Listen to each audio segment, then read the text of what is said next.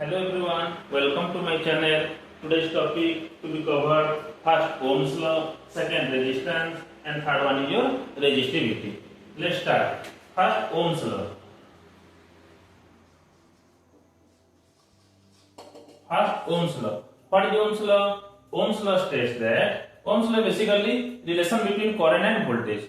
Ohm's law defines the relationship between current and voltage. So Ohm's law defined as the current flowing through a conductor. The current flowing through a conductor is directly proportional to the potential difference across the ends of the conductor. That is, I is directly proportional to V, or we can write at constant temperature.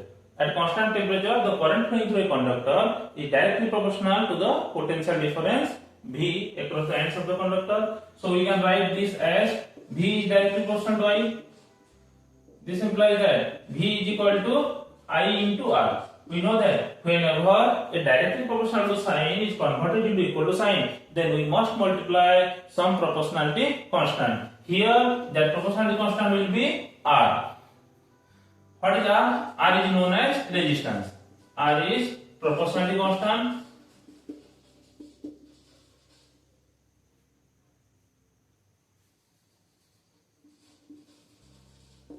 Proportionality constant known as resistance.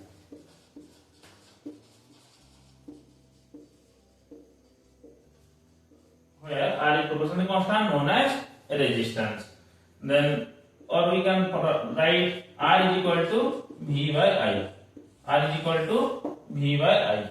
When we plot a graph between V and I, when we plot a graph between current and voltage, when we plot a graph between V and I, we will get a straight line which is passing through origin. When we plot a graph between V and I, it is a straight line passing through origin. Then what is resistance? What is resistance? What is resistance?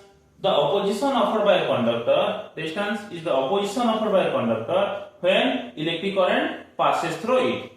Resistance is the opposition offered by a conductor when electric current passes through it. It is denoted by the symbol R, and the SI unit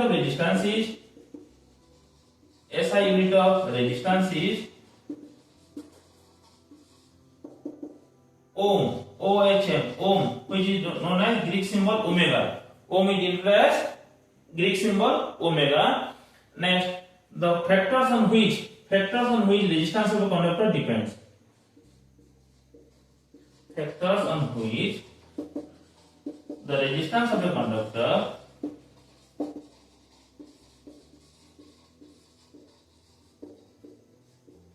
depends. Basically, resistance of a conductor depends upon four factors. First one is your length of the conductor.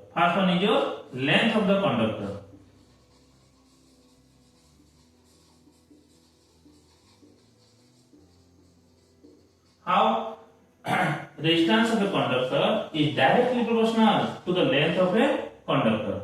Then second one, area of cross section. Second one is your area of cross section.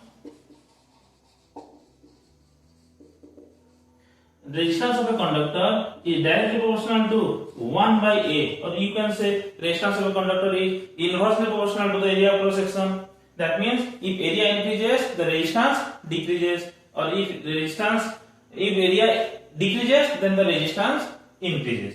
And third one is your nature of material. Used. Then fourth one is your temperature.